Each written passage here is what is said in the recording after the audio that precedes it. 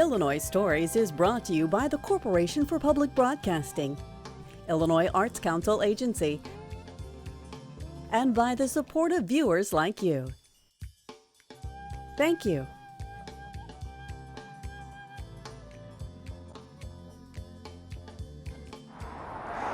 Hello, welcome to Illinois Stories. I'm Mark McDonald in Springfield, where, like in almost every area of the country, the ice business used to be a huge part of the industrial America. Now, with refrigeration, of course, that's all changed. But unlike other places around the country, in Springfield, we have a fanatic who collects everything ice. Ray Kinsler, you were an Iceman.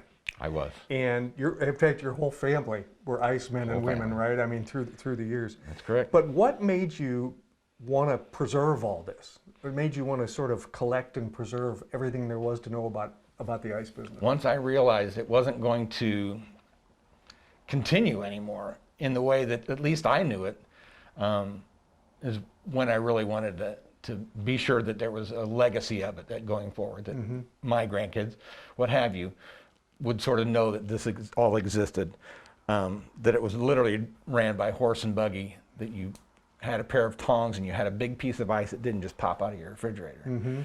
And that was the ice business I wanted people to know was still happened in the past. Your dear wife has allowed you to take over your entire dining room with your Iceman memorabilia. God bless her. God bless her. But I mean, it is fascinating, and we're going to see some things during this program that a lot of people probably never were aware of, because we've had refrigeration now for decades and decades. That's right. There was a time when the Iceman was as important as the milkman or anybody else, right? That's right. That's right. Yep.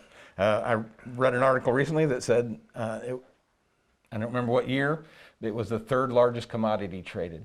There was cotton, there was grain, there was ice.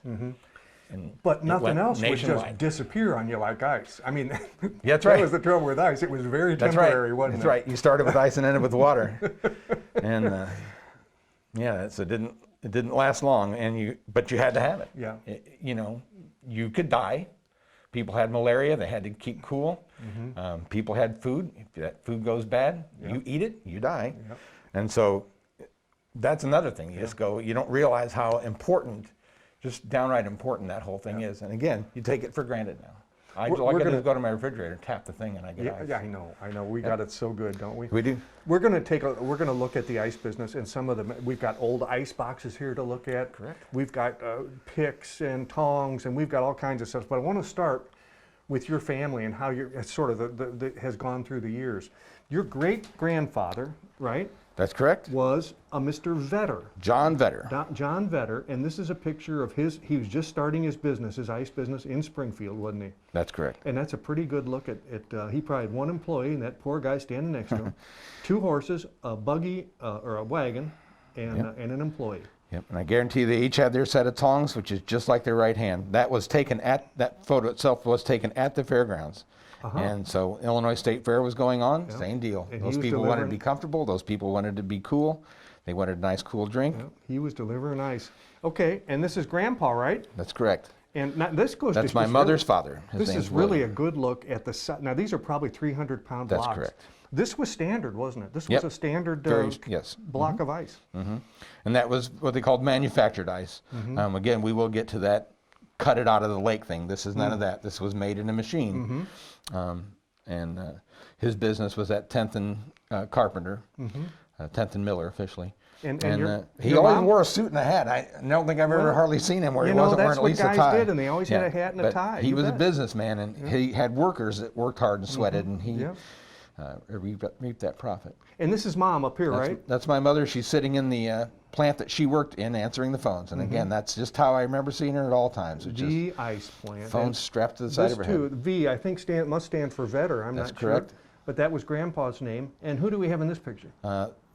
That person is my grandfather, William, and that's my mom standing behind him. And again, she worked in his office at American Ice and Fuel 10th and Miller. Yeah. And that's where that whole picture and the whole slew of guys. Now we're going to jump ahead a little bit because now we have trucks that they're delivering ice. But this is a different plant, isn't it? That's the same building as this. Okay, all right. That's again, I don't know where the door is, all that kind of stuff. All this building is gone now, but that's all his fleet of trucks. All the ice plants are gone now, aren't they? Yeah, they are. You worked at, actually you became very close with the owner of Central Illinois Public Service and Union Ice Company. Yeah, the manager. It was owned by a big consortium of people, but the manager, John Squires. Right. But this is interesting because this goes back, okay, they're still drawing with horses here. And so it got absorbed up as a, utility even, and that's why it was called Central Illinois Public Service Company, CIPSCO. And then we had what, Model Ts or Model A, I'm not sure what these are, but these are pickup trucks, Model T pickup trucks, I guess. yeah, little And same place. wagons, exactly. And you can And then here tell part of it got knocked down, and you'll see later pictures where it grew up. Where's the bigger one? It's just a better picture of that in terms of its. Right, okay, and those are then like 30s and 40s vehicles. And that's where they built that cold storage area on the back, because again, that's the same building. It just doesn't have as much attached to it. And then this would be what happens to almost all the ice plants in Well, all over the country. that's a good work, and that This is still working. if it weren't for me taking that picture, probably I would have been in that picture. That's exactly me, and that's where I worked. This is the 80s, and I can tell you every you're still smell delivering? and splinter in that joint, man. I know every step. And they of the did way. smell too because they used ammonia, didn't ammonia they? Yeah. for its compressed coolant, and that whole building would smell like ammonia, and most people would get knocked off their heels. Yeah. And then here's of course, the final end before it got Exactly. torn down. Before it got torn down, but it's the same. And this was sort of the progression of the business. That's right. There are no ice plants left anymore, and doggone it, it's a piece of history that we don't have. We don't even have the old buildings to look at anymore. Yeah, if you went over there, there's a big pile of flat rubble, and I again said I wish I could sort of get that same angle with the photograph and just see the skyline behind there where there is no building anymore. It'd probably bring a tear to my eye. The process of making ice and cutting ice was really a pretty amazing thing. And you said they were busy, noisy plants, and the ammonia really stunk, didn't it? Yep, and they were 24/7. They could not shut down that place. Is that right? Those big compressors had to run all the time. And that's if what there was that a is, power a outage, you were scared. So they tried to keep those things running. And the operating engineer, that was my brother-in-law. He was running those machines. You had to keep an eye on all these gauges. If the pressure got too high, you released a valve so the pressure came down. If the pressure was too low, you raised that valve so the pressure came back up, and you kept a good steady. He had a very touchy job, didn't he? That was very. He lived down in that ammonia, boy. Any of those guys that were the operating engineers could have had some real dangerous situations.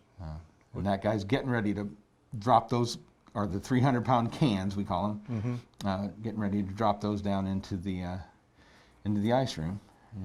And there's one of them right there, right? One, yep. That's a 300, and there's ice that's full of ice. That's a 300-pound block He of probably ice. just pulled those out of the floor, and he's getting ready to shove them through that little flap in the door. And there they are. Yeah, There they are on the other side. So. And he's the engineer.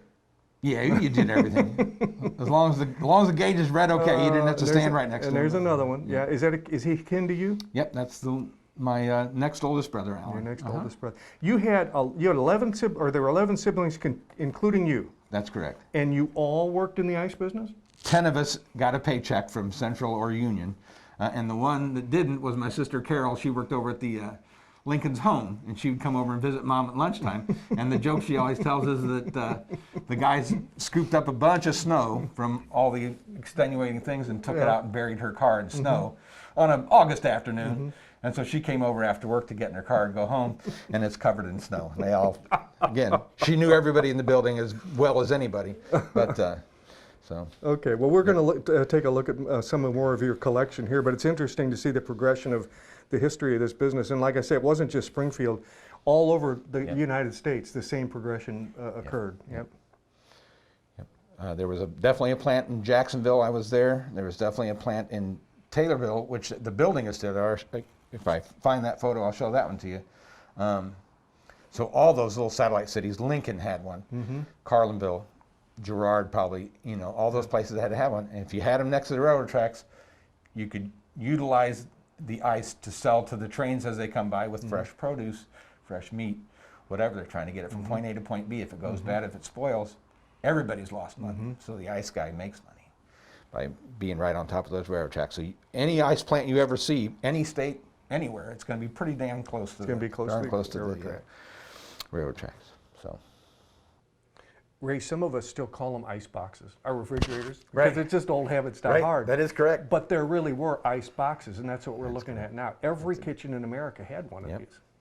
And the whole point was when the Iceman would deliver the ice, and he would put it into the ice box, and it would last, if he ordered 100 pounds, it might last, what, a week maybe? I don't know. Yeah, 2 or 3 days. Oh, 2 or 3 days, is that all? Really? Again, it would shrink. You know, there would be a drip pan at the bottom, and what you put up there would end up eventually all in the drip pan at the bottom.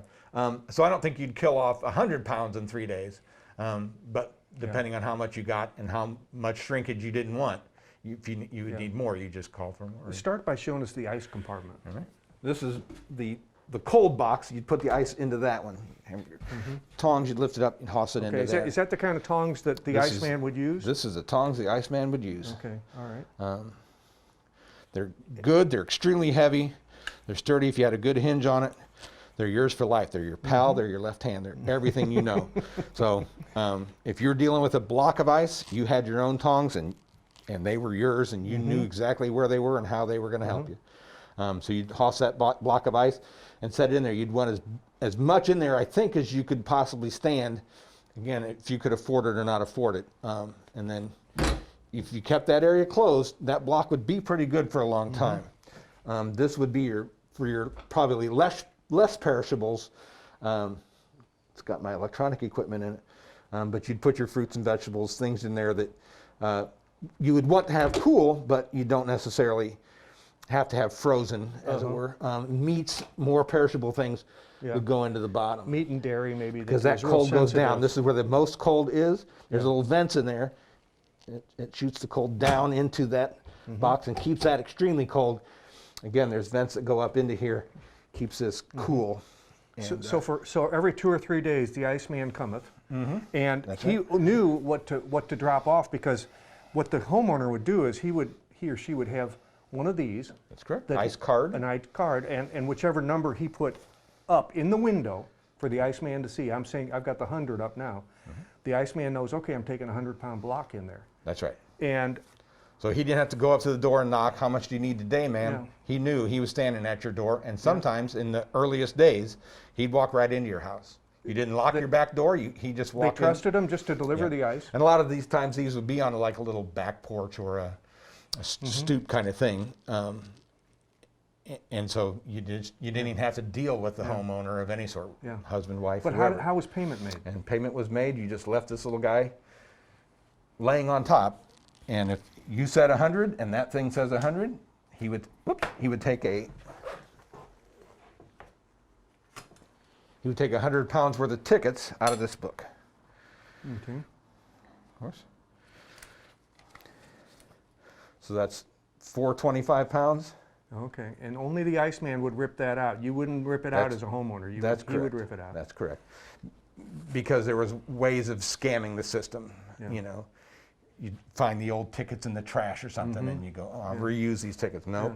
And they all have a unique number to them, and that unique number is based on the homeowner that bought it. So you'd go in, all prepaid. They would stamp or write your name on there, and they'd go, Mrs. Kinsler has book 2195B, and she bought 100 pounds of ice today, and they tore 100 pounds of ice out of the booklet. And so it was all legal and above board. But again, you wouldn't necessarily have to visit with Mrs. Kinsler as he dropped it off. You just... Right. In fact, it's better if you don't. Keep moving, right? Keep delivering that ice. That's right, because the faster you go, the less it This smells. is a monster compared to what you've got in your left hand here. What's that for? These were very much used around the plant, but they were more for dragging the ice across the floor. They were thick, heavy oak, very dense floors, and you just slide the ice around, drag them and pull them, and you'd be amazed how you can move 300 pounds. Well, it's slick. I mean, it does slide for you. And it's what's this machine? And that machine was actually came out of my grandfather's plant, the American Ice and Fuel Plant, 1001 East Miller. And if you went to that plant to buy your ice in little amounts or a lot of amounts, he would write you a ticket and crank that handle, and the ticket would come out the other side, you'd get a copy. And Okay. again, he would have his copies for his office work for my mother to And do that's all the separate from the adding. coupon business. That's if you wanted to go pick up Correct. ice or have it, yeah, gotcha. Yep. And then these, you've got tongs and tongs and tongs, but these weren't for the ice plant, right? That's correct. These were more for Mom to move that thing around in there.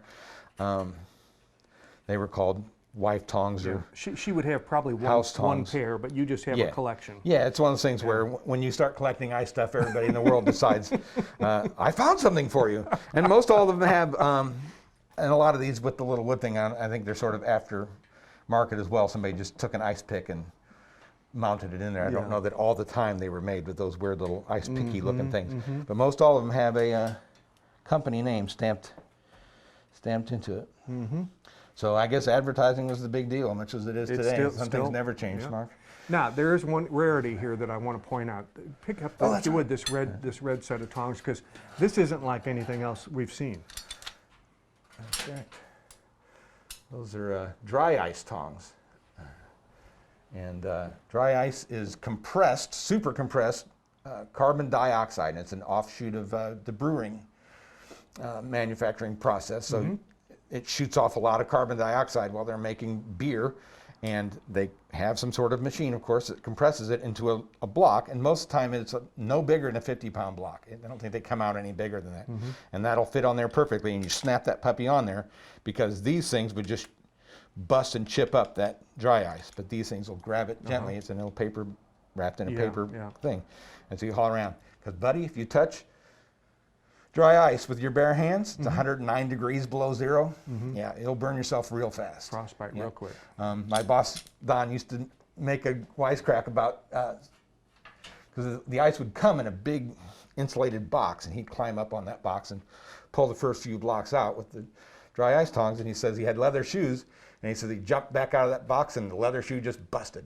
He said it's like a piece of glass, just wow, and the bottom of the shoe just busted. You learn your lesson quick. Huh? So that's how crazy cold dry ice is.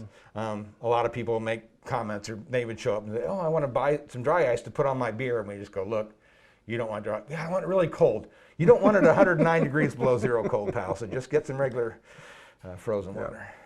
Well, thank you. Interesting. Yeah, those are rolling. Ray, you made this truck because you knew this truck. This is what you drove all over Central Illinois. That's right. Like I said, as far as Lincoln and further to the north, and as far as Hillsboro to the south, almost to Quincy going west, and Decatur for sure, several times. You started with the flatbed, and then you built the you built the box on the back, and this is about as close as a facsimile as you can get to what you actually drove. Correct. And even as this, I was telling you the other day, even as this, it was very close to what we drove as well. Those were more for, you could load those up with the 300-pound blocks if somebody wanted a bunch of carving blocks, and you'd make a short trip. Our pickup truck was green. I wasn't going to bother painting the truck green, so I just made the little box self-made the box myself. And the ice machines as well. And the ice machines, you could buy the kits to build those. So. Neat. Just, again, something I loved to do back in the day. So there they are. Now, this picture, this photograph is pretty well known, isn't it? This has been, it's really kind of it's a very interesting photograph. I but guess it shows it is. you what. And I don't know why in the day that people would do that, because online you'll see a different, 15 different versions of two guys standing there with ice blocks in their hands. So I don't know what the concept was, why you would do it. The background has, wainscoting and it looks like they're in an and the art whole gallery deal. or something. Exactly what's going on. But you can tell those guys are real Icemen because they're just holding them blocks. Those are 50 pounds, and they act like it's nothing. And they've got they've every got the single great day. garb too. Now you and your brother were pretty much taken with this because you said to yourself, you know what, that guy looks like my brother, and I kind of look like that guy. So you had your own man. That was really my wife's idea, and she wanted to do that sort of thing again to keep it going in my particular family, as opposed to just random strangers. And then I love this too because. And that was another one of you her got great here? ideas. Was those are my two nephews. They live in New Mexico now, but they came up, and so we spliced them together. That is so cute. Yep. Okay, let's back up just a little bit here because I love this picture here. This I guess most people have heard of ice harvesting. back. I don't know if most you people didn't, have. well, maybe not, but I mean, this was, if you weren't making ice, this was one way to get it, right? That's how it all started.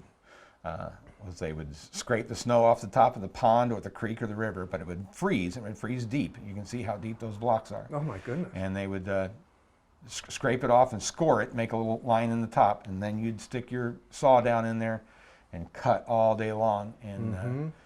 And again, that was one of those businesses where if you could keep the men working, you could go 24/7 to cut those blocks out of a pond or a creek. And then they would drag them, they'd put them on a sled or whatever, take them over to an ice house. And it was a big deal as well. You loaded those blocks in as tight as you can. You didn't want any air in there. And you'd cover it in sawdust, straw, whatever it is, to keep the air off it. You didn't want any, the air was your enemy. Yeah. And you could keep that ice in that ice house till spring, summer. You'd get well into August and still have ice available to sell and or trade as a commodity. You did a little research for me, and you found out that actually in central Illinois, we were doing that here too, because if you had a mill, that's right, and it wasn't running in the wintertime, you've created your own pond, right? That's right. So we were harvesting ice here as well? Harvesting ice here. Again, I just found out fairly recently that out at Carpenter's Park near Riverside Park, they had an operation there, Koki Mill as well. Again, I think out by Pawnee, stuff like that, they'd draw up their own ice and keep it as long as you can. And again, I don't know how many people you could satisfy with it. I think it was sort of a rich person's game in the earliest days. You showed me this earlier. We were talking about all the varieties of, you have cubes, you have tubes, you have blocks. You also have crushed ice. Crushed ice. And this would have been found in one of the plants, wouldn't it? And then you just shoved your block in there and that thing spun around, busted up your ice into a little crushed ice. You bag it up, and that was a real popular seller for years and years and years, was bags of crushed ice. Okay, Ray, 1983. It's during a heat wave in Springfield. You know exactly how this guy feels and exactly what he's doing, right? Yep. We called it bagging the nines. Those were 9-pound bags, and this bin that's behind him fit, I don't know, a zillion tons worth of little tube ice, and it came out of a tube ice machine. And boy, they tried to grind every cube out of that sucker for those 3 days. And it filled that bin, and you just stand there and just run them through. You have wickets full of bags, and you'd fill them, staple them, go in a big pile. There'd be another guy at the other end of this with a big baler bag, and he would just flip 5 into a bale and seal it shut and put it on a pallet. 5 in a bale, seal it, put it on the pallet. All day, all night, until we ran that thing dry. And you could run it dry in a hurry after a while. Wow. And then you just have to wait for it to refill and bag it up again. And they were getting to the point where there was, he said in that article, there was 200 bags left in that whole building at the end of one of their days. You know, somebody called and wanted 1,000. He says, we have 200 bags. And we just got to wait for it to refill again. They were not making, you corrected me on this when we talked earlier, they were not making cubes. They were making tube shaped. That's right. Because they would have these tubes that they actually were ammonia cooled, and that's how they made them. And then they would just slide, or they would pop out somehow. Yep. They'd crack them all at once, and they'd fall down into the hopper, and you'd bag them up. It's a simplistic way of looking at it. You took all these photographs. In fact, look, here's these kids down here. We just seen them, right? These are your nephews, I think, is what you said? My nephews. Here's you and your brother. So you take these pictures, and somehow you've made a puzzle out of it. How'd that happen? Well, like I said to you, about the only thing I liked doing more than the ice business was putting together jigsaw puzzles of all sorts. And there was a particular brand I really liked, and I thought, oh, that'd be really cool if they could make an ice puzzle with all the cool visuals that I see every time I look at the ice stuff. So I contacted them, and they said, well, it's really not our gig, but this company is called Ravensburger, and they will make you any puzzle you want. You want a picture of you want a picture of your grandkids? You send them the picture, they make you a puzzle and send it to you. It's really interesting. So I did that, and they made me a nice little puzzle, and I got to tell you, it was harder to do than I thought, because all the things that I think is a montage is a big, giant pink splash, and you can't really see it till it gets all together. So that was a very fun thing to put together. A great collector's item. I very rarely frame them up, but that one I had to frame up. Also on this table, I mean, I asked you to bring some of your collection. This isn't obviously the whole thing, but these are old. Like this toy here, this is made out of what, cast iron. It must weigh about 10 pounds. But those are interesting. Yeah, and again, I can't see the fun in it myself, even though I'm the ice guy and love it, you know. But yeah, those were toys, as it were, of the era. And there's lots of them. I worked at the post office for 30 years. I've got a postal truck exactly the same way, you know, made of cast iron and stuff. Again, that was just something somebody found at a flea market and got for me. Yeah. Are you shopping all the time for this stuff? You know, I'm not anymore. I'm not really hunting it down because she insists I'm not moving out of the dining room. You think dining room's you full think and you're you don't moving get your any little more? ice plant into the living room, pal? You got another thing coming. Bathroom? No, sir. So, yeah, I got to sort of limit myself. But We even get jewelry, huh? yep. Isn't that interesting? Yep. A little You can, bracelet. Run across things. This isn't ice of any real sort, but it does look very much like a real carving. And that was something that my dad left to me, and I just thought, well, it's going to look really good here and look like a nice carving. But it's just a sort of a permanent ice carving in my way of looking at it. Yeah, you know, we didn't talk about that during this, but another one of the markets for the ice companies was this perfectly clear ice that ice carvers would use. That's correct. The guy that pulled the blocks, sometimes you would know whether or not it was going to come out crystal clear, and it came through those chutes, and you go, that's a perfect one. Set it aside. We're not crushing that up in the crusher. We are saving that. Somebody's going to carve that into something beautiful. And I've got a whole swath of pictures of ice carvings that people have done over the years. We had one at our wedding, of course. And they're just super neat, and it's just one of those. It's a real gift and a skill. You use those. Again, you can't see them very good up there. Over here, ice shaver. To do what? What is that used for? That's to sort of clear off things, and you can shape the block of ice with it a lot better than you can shape it with a single stick. Oh, okay, sure. So if you you're the chip around, chip carver, around, you chip mean? around. If you're the Exactly, carver, yeah. Okay. So that would get your basic rough it out with a shaver, and then you'd use chisels and all kinds of things. Some of them will do more of a weld. They had they call it a dragon, and so you'd have the bottom block be the bottom part of the dragon. You get the top part, carve it up the way you want to, and then you wet it at the bottom and you stick frozen to frozen, and it welds itself together and makes one big giant dragon. There's some really, really, really neat things in the carving world that can be done. So. Yep, and there's just art that pops up everywhere. I thought that was a Bill Crook, but I don't think it is. It says EJK. Just silliness when you're on vacation, you see a ice box that had been in a fire just leaning up against the building, you know, and that's your life. Like I said, there's the pair of earrings. It's unfortunate in many ways that the buildings and the equipment and everything that supported this industry is gone. But it's refreshing to know that not all the people are gone. Some of them really enjoy keeping this memory alive. With another Illinois Story in Springfield, I'm Mark McDonald. Thanks for watching.